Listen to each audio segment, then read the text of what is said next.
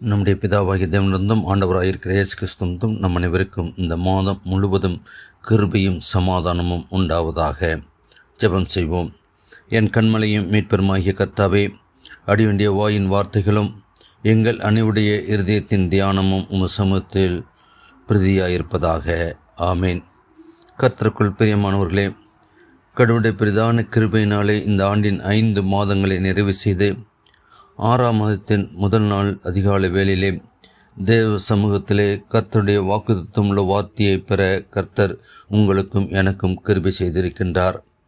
ஆம், நமக்கு தெரிந்த ஒன்று, நம்முடைய தென்னிந்திய திருச்சபையின் ஒழுங்கின்படி இந்த ஆண்டு இலக்கை அடையும் ஆண்டு.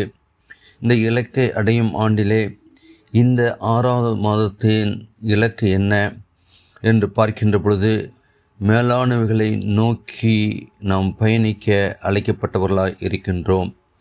ஆம், மேலானவைகளை நோக்கி என்ற அந்த அழைப்பை இந்த நாளிலே திருச்சபை நமக்கு கொடுத்திருக்கின்றது. அதற்கு ஆதாரமாக கொடுத்திருக்கின்ற வேத வார்த்தை அது கொலேசியர் 3ஆம் அதிகாரம் 2ஆம் வசனம்.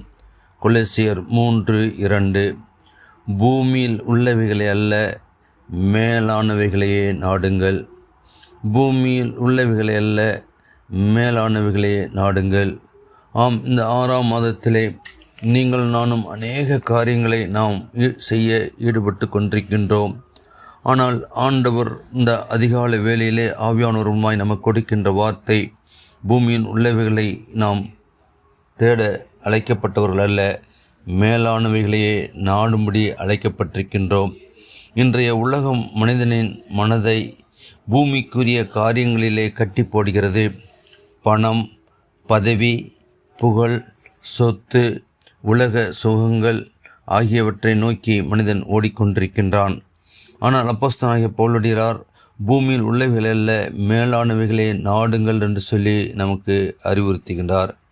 ஒரு கிறிஸ்தவனின் பார்வை பூமியில் மட்டும் இருக்கக்கூடாது, பரலோகத்தை நோக்கி இருக்க வேண்டும்.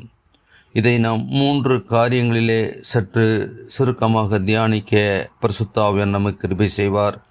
1, மேலானவைகளை நோக்கி பரலோக நோக்கமுள்ள வாழ்க்கை. 1, பரலோக நோக்கமுள்ள வாழ்க்கை. 2வது, மனதை மாற்றும் வாழ்க்கை. 3வது, நித்திய பலனை தரும் வாழ்க்கை. ஆம், 1 மேலானவைகளை நோக்கி பரலோக நோக்கம் உள்ள வாழ்க்கை. கொலேசியர் 3ஆம் அதிகாரம் 1-2 வசனங்களை பார்க்கின்ற பொழுது, நீங்கள் கிறிஸ்துவனுடைய கூட எழுந்தது உண்டானால் கிறிஸ்து தேவனுடைய வலது பார்சத்தில் வீற்றிருக்கும் இடத்திலுள்ள மேலானவைகளையே தேடுங்கள். நீங்கள் கிறிஸ்துவுடன் கூட எழுந்தது உண்டானால் கிறிஸ்து தேவனுடைய வலது பாசத்தில் வீற்றிருக்கும் இடத்தில் உள்ள மேலானவர்களை தேடுங்கள், பூமியில் உள்ளவைகளை அல்ல மேலானவர்களே நாடுங்கள் என்று சொல்லி அங்கு பார்க்கின்றோம். ஆம், அன்புக்குரியவர்களே, நீங்கள் நானும் கிறிஸ்துவை இரட்சகராக ஏற்றுக்கொண்டு இருக்கின்றோம். கிறிஸ்துவை யாரெல்லாம் கூப்பிடுகின்றார்களோ அவர்களுக்கெல்லாம் அவர் மறுமுறை கொடுக்கின்ற ஜீவனுள்ள தேவனாய் இந்த நாட்களிலே இருந்து கொண்டிருக்கின்றார். அநேக அற்புதங்களையும் அடையாளங்களையும் இன்றைக்கும் அவர் நிகழ்த்தி கொண்டிருக்கின்றார்.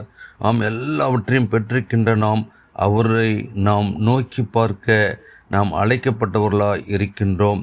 அதை தான் நாம் மத்தேயுவிலே பார்க்கின்ற பொழுது 6ஆம் அதிகாரம் 33 முதலாவது தேவனுடைய ராஜ்யத்தையும் அவருடைய நீதியும் தேடுங்கள், அப்பொழுது இவைகள் எல்லாம் உங்களுக்கு கூட கொடுக்கப்படும். நாம் எதை முதலாவது தேட வேண்டுமாம்? தேவனுடைய ராஜ்யத்தையும் நீதியையும் தேடுங்கள் என்று பார்க்கின்றோம். ஆம், இந்த மாதம் நாம் அநேக காரியங்கள், ஒருவேளை இன்றைக்கு நாம் நம்முடைய காரியங்களை பார்க்கின்ற பொழுது நம்முடைய பிள்ளைகளை பள்ளிகளிலே சேர்க்க முற்படுகின்றோம். அநேக காரியங்களை நாம் செய்ய வேண்டிய சூழ்நிலையில் இருந்து கொண்டிருக்கின்றோம். ஏனென்றால் எல்லாம் விடுமுறை விட்டு மீண்டுமாக இந்த ஜூன் மாதத்திலே நம்முடைய அன்றாட வாழ்க்கை, நம்முடைய பணி நிமித்தமாய் செல்லக்கூடிய வாழ்க்கை, வெக்கேஷன் முடிந்து விட்டது. ஆனாலும் கூட ஆண்டவர் இந்த உலகத்திலே நாம் ஓட அழைக்கப்பட்டாலும் கூட இந்த உலகத்தோடு கூட அல்ல, முதலாவது தேவனுடைய ராஜ்யத்தையும் அவருடைய நீதியும் தேடுங்கள் என்று சொல்லி நமக்கு கொடுக்கப்படுகின்றது. நாம் அவரை தேடுகின்ற பொழுது இந்த மாதம் நமக்கு அநேக தேவைகள் உண்டு. இந்த மாதம் நம் அநேக இடங்களிலே நம்முடைய பிள்ளைகளுக்கு அட்மிஷன் மற்ற காரியங்களுக்காக நாம் ஈடுபட இருக்கின்றோம். ஆனால் நாம் ஆண்டவருடைய திருச்சமூகத்திலே அமர்ந்து ஜெபித்து நாம் ஒவ்வொரு நாளும் நம்முடைய வேலையை செய்வோம் என்று சொன்னால் ஆண்டவர் எல்லாவற்றையும் நாம் கொடுக்க சித்தமுள்ளவராய் இருக்கின்றார். பரலோகத்தை நோக்கிய வாழ்க்கை என்பது உலகத்தை வெறுப்பதல்ல, உலகத்தை விட தேவனுக்கு முதலிடம் கொடுப்பதாகும். ஆபிரகாம் இந்த பூமியில் வாழ்ந்தார், நாம் அறிந்திருக்கின்றோம். அதனால் அவர் விசுவாசத்தின் தகப்பென்று நாம் அறிந்திருக்கின்றோம். அதுதான் எபிரேயரிலே பார்க்கின்ற பொழுது 11ஆம் அதிகாரம் 8 முதல் 10 வசனங்களை பார்ப்போம் என்று சொன்னால், அங்கு விசுவாசத்தினாலே ஆபிரகாம் தான் சுதந்திரமாக பெறப்போகிற இடத்திற்கு போகும்படி அழைக்கப்பட்ட போது கீழ்ப்படிந்து தான் போகும் இடம் இன்னதென்று அறியாமல் புறப்பட்டு போனான். விசுவாசத்தினாலே அவன் வாக்குத்தத்தம் பண்ணப்பட்ட தேசத்திலே பரதேசியைப் போல சந்தரித்து அந்த வாக்குத்தத்திற்கு உடன் சுதந்திரராகிய ஈசாக்கோடும் யாக்கோப்போடும் கூடாரங்களே குடியிருந்தான். ஏனெனில் தேவன் தாமே கட்டி உண்டாக்கின அஸ்திவாரங்களுக்குள்ள நகரத்துக்கு அவன் காத்திருந்தான் என்று பார்க்கின்றோம். அஸ்திவாரமுள்ள நகரத்துக்கு காத்திருந்தான். அதுதான் பரலோக வாழ்க்கை. அவன் இந்த உலகத்திலே அவன் பரதேசியைப் போல சஞ்சரித்தாலும் இந்த உலகத்திலே ஆண்டவர் அவரை அழைத்த பொழுது எல்லாவற்றையும் விட்டு ஆண்டவருடைய சத்தத்துக்கு கீழ்ப்படிந்து சென்றாலும் கூட அவனுடைய இலக்கு என்ன? அவர் அஸ்திவாரங்களுள்ள நகரத்துக்காக காத்திருந்தான். பரலோக பூமி ஏனென்றால் ஆபிரகாம் இந்த பூமியிலே நிரந்தர வீட்டை தேடவில்லை, பரலோக நம்பிக்கையோடு வாழ்ந்தார் என்று பார்க்கின்றோம். அன்புக்குரியவர்களே, நம்முடைய சிந்தனை பரலோகத்தை நோக்கி இருக்க வேண்டும். நம்முடைய காரியங்கள் ஒவ்வொரு நாளும் ஜெபம், வேத வாசிப்பு, பரிசுத்த வாழ்க்கையில் முக்கியமாக இருக்க வேண்டும். தேவனுடைய ராஜ்யத்துக்கு முதன்மை கொடுக்கின்றவர்களாய் இருக்க வேண்டும் என்பதை இந்த நாளிலே பரிசுத்த ஆவியானவர் நமக்கு வெளிப்படுத்துகின்றார். இரண்டாவதாக பார்க்கின்ற பொழுது மேலானவர்களை நோக்கி மனதை மாற்றும் வாழ்க்கை. ரோமர் 12ஆம் அதிகாரம் 2 பார்க்கின்ற பொழுது, நீங்கள் இந்த பிரபஞ்சத்துக்கு ஒத்த வேஷம் தெரியாமல் தேவனுடைய நன்மையும் பிரியமும் பரிபூர்ண சித்தம் என்றென்று பகுத்தறியத்தக்கதாக உங்கள் மனம் புதிராக்கினாலே மறுரூபமாங்கள் என்று பார்க்கின்றோம். அந்த உலகத்தோடு கூட வாழ்ந்து இந்த உலகத்துக்கு ஏற்ற வேஷம் தரித்து நாம் வாழ அல்ல, தேவனுடைய நன்மையும் பிரியமும் பரிபூர்ண சித்தம் இன்னதென்று ஆண்டவர் உங்களுக்கும் எனக்கும் ஒரு சித்தத்தை வைத்திருக்கின்றார். அந்த சித்தத்தை அறிந்தவர்களாய் பகுத்தறிந்தவர்களாய் நம்முடைய மனம் புதிதாக்கினாலே மறுரூபமாக்கப்பட்ட ஒரு வாழ்க்கை வாழ நம்மை இந்த நாட்களே அழைக்கின்றார். அதற்கு நம்முடைய மனதை ஆண்டவருடைய திருச்சமத்துக்கு நகராக நாம் அர்ப்பணிக்க அழைக்கப்படுகின்றோம். பிலிப்பியர் 4ஆம் அதிகாரம் 8ஆம் வசனத்திலே, கடைசியாக சகோதரரே, உண்மை உள்ளவைகள் எவைகளோ, ஒழுக்கம் உள்ளவைகள் எவைகளோ, நீதி உள்ளவைகள் எவைகளோ, கற்புள்ளவைகள் எவைகளோ, அன்புள்ளவைகள் எவைகளோ, நற்கீர்த்தி உள்ளவைகள் எவைகளோ, புண்ணியம் எதுவோ, புகழ் எதுவோ, அவைகளை நோக்கி சிந்தித்து கொண்டிருங்கள். ஆம், உங்களுடைய சிந்தனையும் என்னுடைய சிந்தனையும் அப்போஸ்தலனாகிய பவுல் அன்றைக்கு பிலிப்பி சபையாருக்கு சொன்ன அந்த வார்த்தை மட்டுமல்ல, இன்றைக்கு ஆவியானவர் அதே காரியங்களை நமக்கு வெளிப்படுத்துகின்றார். ஏனென்றால் ஒரு மனிதனுடைய சிந்தனை தான் செயல்பாடாய் வெளிவடுகின்றது. நாம் எதை சிந்திக்கின்றோமோ நாம் செயல்படுத்தி கொண்டிருக்கின்றோம். நம்முடைய செயல்பாடு எப்பொழுதும் ஆண்டவருக்கு ஏற்றதாக, உண்மை உள்ளதாக, ஒழுக்கம் உள்ளதாக, நீதி உள்ளதாக, கற்புள்ளதாக, அன்பு உள்ளதாக, நற்கீர்த்தி உள்ளதாக, புண்ணியம் புகழ் எது, அதை மட்டும் நாம் சிந்தித்து செயல்பட அழைக்கப்பட்டவர்களாய் இருக்கின்றோம். ஏனென்றால் மனதில் என்ன நிரம்பியிருக்கிறதோ அதுவே வாழ்க்கையை வழிநடத்தும் என்று பார்க்கின்றோம். பூமிக்குரிய சிந்தனைகள் மனதை கெடுக்கலாம், ஆனால் தேவனுடைய வார்த்தை மனதை புதுப்பிக்கும். அவருடைய வார்த்தையை தினம் வாசிக்கின்ற பொழுது நம்முடைய மனம் புதிதாக்கப்படும் என்பதை நாம் அறிந்து கொள்ள அழைக்கப்படுகின்றோம். என்னுடைய இந்த மாதம் ஆரம்பித்திருக்கின்றோம். நம்முடைய சிந்தனைகள் நல்ல சிந்தனைகளை வளர்க்கின்ற மாதமாகவும், நம்முடைய வாழ்க்கை தேவனுடைய வார்த்தையை தியானிக்கின்ற மாதமாகவும், நம்முடைய காரியங்கள் உலக ஆசைகளிலிருந்து மனதை காக்க வேண்டும். ஆம் அன்புக்குரியவர்களே, நம்முடைய வாழ்க்கையிலே இந்த உலகத்தின் காரியங்கள் நம்மை தீட்டுப்படுத்தாதபடி ஆண்டவருக்கு நாம் முதலிடம் கொடுத்து நம்முடைய உள்ளத்தை ஆண்டவருடைய திருச்சமூகத்திலே அர்ப்பணித்தவர்களாய் வாழ்ந்து நாம் இருக்க அழைக்கப்பட்டவர்களாக இருக்கின்றோம். மூன்றாவதாக, மேலானவைகளை நோக்கி நித்திய பலனை தரும் வாழ்க்கை. நித்திய பலனை தரும் வாழ்க்கை. மத்தேயு 6ஆம் அதிகாரத்திலே பார்க்கின்ற பொழுது 19-20 வசனங்களிலே, பூமியிலே உங்களுக்கு பொக்கிஷங்களை சேர்த்து வைக்க வேண்டாம், இங்கே பூச்சியும் துருவும் அவைகளை கெடுக்கும், இங்கே திருடரும் கண்ணுமிட்டு திருடுவார்கள். பரலோகத்திலே உங்களுக்கு பொக்கிஷங்களை சேர்த்து வைங்கள், அங்கே பூச்சியாவது துருவாவது கெடுக்கிறதும் இல்லை, அங்கே திடரர் கண்ணுமிட்டு திடுகிறதும் இல்லை என்று பார்க்கின்றோம். ஆம் அன்புக்குரியவர்களே, நம்முடைய காரியங்கள் எப்படிப்பட்டதாக இருக்கிறது? ஆண்டவருடைய இந்த மாதத்தை கிருபையாய் கொடுத்திருக்கின்றார். நாம் எங்கு நம்முடைய காரியங்களை சேர்த்து வைத்து கொண்டிருக்கின்றோம்? இந்த உலகத்தோடு கூட வாழ்ந்து இந்த உலகத்திலே நாம் பொக்கிஷங்களை சேர்த்து வைக்கின்றோமா? அல்லது உன்னதத்திலே ஆண்டவரை நோக்கி பார்த்து ஆண்டவர் என்னுடைய வாழ்க்கையிலே திட்டம் வைத்திருக்கின்றாரோ அதை நிறைவேற்றுவதற்காக ஆண்டவருடைய திருச்சமூகத்திலே நம்ம அர்ப்பணித்து நம்முடைய பொக்கிஷங்களை ஆண்டவருடைய சித்தத்திலே சேர்த்து வைத்திருக்கின்றோமா என்பதை நாம் சிந்தித்து பார்க்க இந்த மாதத்திலே கர்த்தர் நம்மை அழைக்கின்றார். அப்போஸ்தலனாகிய பவுல் கொரிந்து சபைக்கு எழுதுகின்ற பொழுது 2 கொரிந்தியர் 4ஆம் அதிகாரம் 18ஆம் வசனத்திலே, ஏனெனில் காணப்படுகிறவைகள் அநித்தியமானவைகள், காணப்படாதவைகளோ நித்தியமானவைகள்.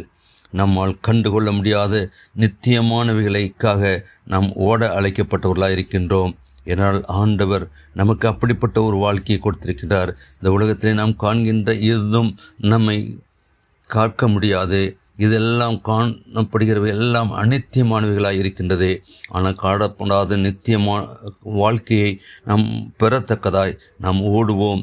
நமக்கு வைத்திருக்கின்ற இலக்கை ஆண்டவர் நமக்கு வெளிப்படுத்தி கொண்டிருக்கின்றார்.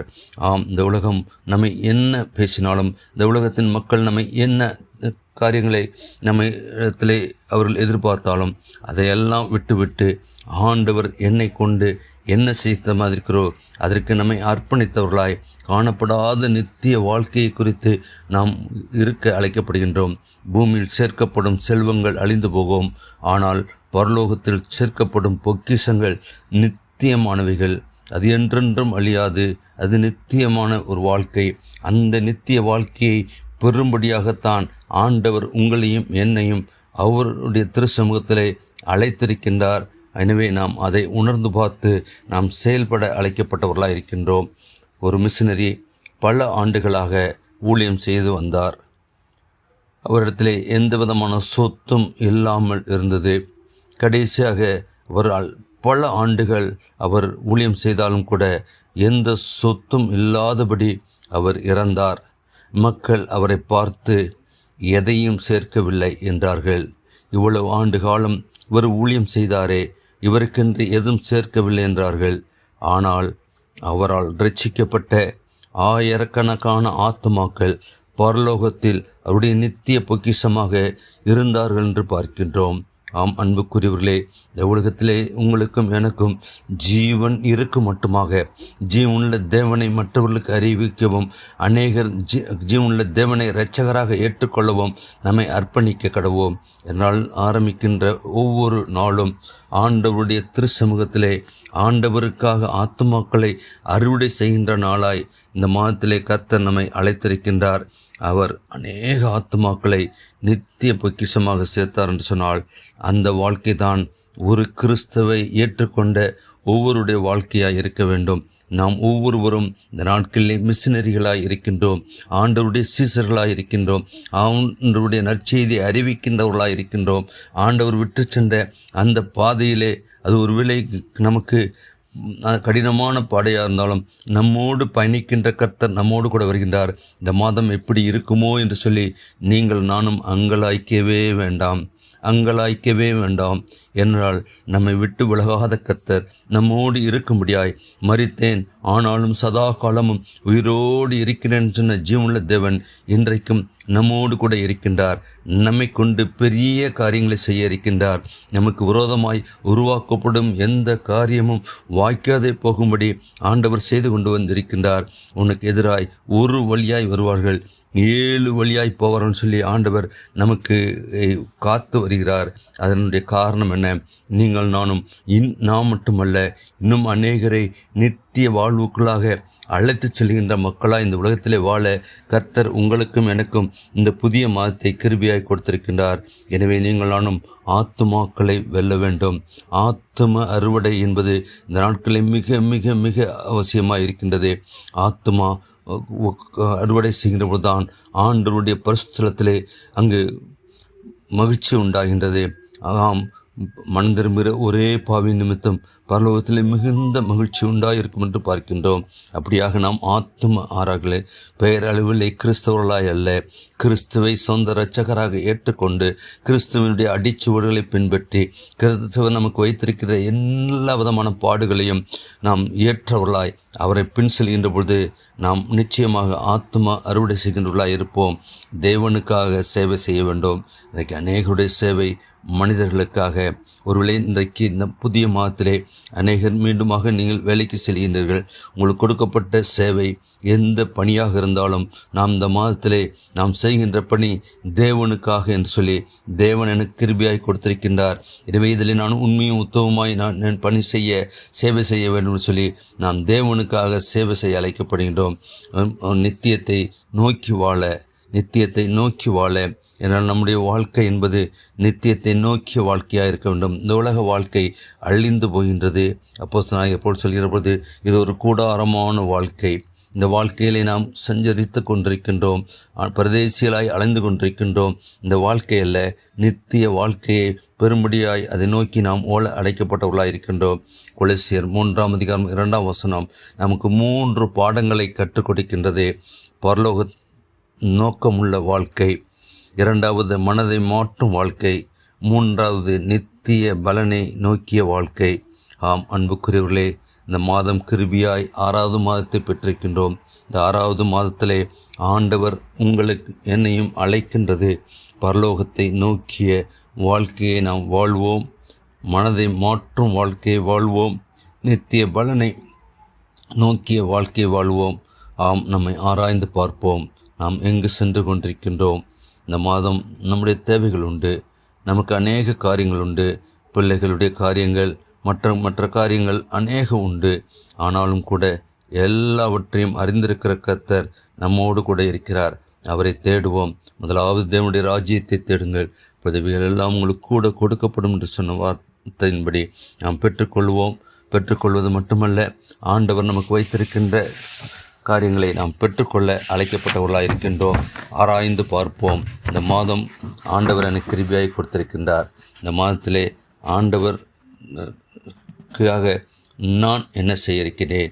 பூமியில் உள்ளவைகள் அல்ல, மேலானவைகளை நாடுங்கள் என்று சொல்லி அப்போஸ்தலனாகிய பவுலுமாய் சொன்ன ஆண்டவர் இன்றைக்கு ஆவியானவருமாய் எங்களுடைய வாழ்க்கையும் மேலானவைகளை நாடும்படியாய், இந்த பூமிக்குரிய காரியங்கள் அல்ல மேலானவை நாடும்படியாய் அழைக்கின்றது.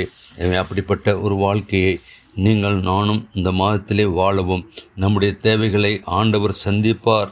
மேலானவைகளை நாம் தேடுகின்ற பொழுது இந்த உலகத்தின் காரியங்களை கர்த்தர் பொறுப்படுத்திக் கொள்வார் என்ற அந்த விசுவாசத்தோடு இந்த மாதத்தை ஆரம்பிப்போம். அப்படிப்பட்ட ஒரு வாழ்க்கை வாழ உங்களுக்கும் எனக்கும் பரிசுத்த ஆவியானவர்தாமே கிருபையும் ஒத்தாசையும் செய்வாராக. ஆமேன். ஜெபம் செய்வோம். மகா கிருபையும் இரக்கமுள்ள கர்த்தாவே, நீர் எங்களுக்கு கிருபையாய் கொடுத்த புதிய மாதத்துக்காக நன்றியோடு துதிக்கிறோம், ஸ்தோத்திரிக்கிறோம். ஆம் கர்த்தாவே, இலக்கை அடையும் ஆண்டிலே மேலானவைகளை நோக்கி நாங்கள் இந்த மாதத்தில் செல்லும்படியாய் விசேஷமாய் கர்த்தாவே மேலானவைகளை நாங்கள் நோக்கி செல்கின்ற பொழுது இந்த பூமியில் உள்ளவைகளை கர்த்தாவே நாங்கள் நோக்காதபடி வாழ எங்களுக்கு கிருபையாய் ஜெபிக்கிறோம்ப்பா. எங்களுடைய வாழ்க்கையிலே பரலோக நோக்கத்தை மட்டும் எங்களுடைய வாழ்க்கையை வைத்தோம். எங்களுடைய மனதை, எங்களுடைய சிந்தனை எல்லாவற்றையும் அறிந்திருக்கிற கர்த்தர் நீர் ஆண்டவரே. ஆம் கர்த்தாவே, எங்களுடைய சிந்தனைகள் தான் எங்களுடைய செயல்பாடாய் இருக்கிறது என்பதை நாங்கள் உணர்ந்து பார்த்து நாங்கள் சிந்திக்கின்ற காரியங்கள் உமக்கு ஏற்றவைகளாய் இருக்கவும் இந்த மாதம் கர்த்தாவே நீர் எங்களை கொண்டு என்ன செய்ய சித்தமாக இருக்கிறோ அதை நாங்கள் சிந்தித்து செயல்பட எங்களுக்கு கிருபையாய் ஜெபிக்கிறோம்ப்பா. நீர் எங்களுக்காக ஆயத்தம் பண்ணின அந்த நித்திய வாழ்க்கையை நாங்கள் சுதந்திரித்து கொள்ளத்தக்கதாய் எங்களுக்கு இந்த உலகத்திலே எவ்வளவு பாடுகள் வேதனைகள் வந்தாலும் கூட கர்த்தாவே அந்த நித்தியத்தை நாங்கள் அடையத்தக்கதாய் நாங்கள் கடந்து செல்ல இந்த மாதத்திலே வேண்டிய எல்லா ஒத்தாசையும் தரவேண்டுமா ஜெபிக்கிறோம்ப்பா. விசேஷமாக இந்த நாளிலே கர்த்தாவே இதோ கேட்டுக்கொண்டிருக்கின்ற ஒவ்வொருடைய தேவைகள் உண்டு ஆண்டவரே.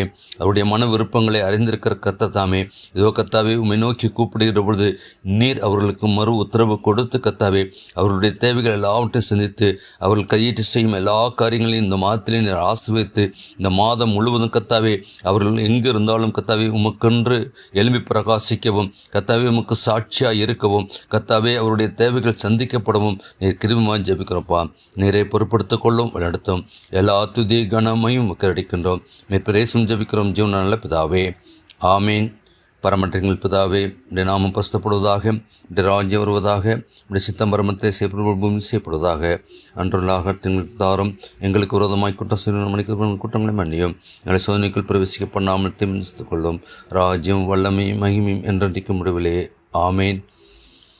நம்முடைய ஆண்டவராய் இயேசு கிறிஸ்துவினுடைய கிருபையும் பிதாவாகிய தேவனுடைய அன்பும் பரிசுத்த ஆவியினுடைய ஐக்கியமும் பாதுகாப்பும் பராமரிப்பும் வழிநடத்தலும் சமாதானமும் நம் அனைவரோடும் விசேஷமாய் இந்த மாதம் முழுவதும் நீடித்து நிலைத்திருப்பதாக. ஆமீன்.